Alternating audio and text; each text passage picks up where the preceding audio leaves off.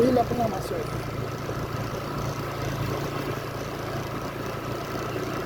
Sudah banyak rumah sini juga. Mana rumah Samuel yang? Pak, Oh, belum pernah aku bawa lihat ini. iya, Bapak pun belum pernah.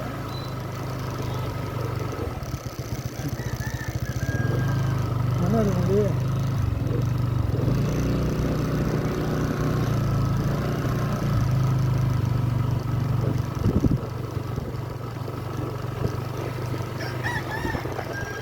Apa di gereja ya? Gereja. Oh, ini yang gereja.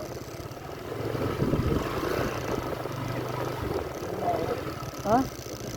Bentuk.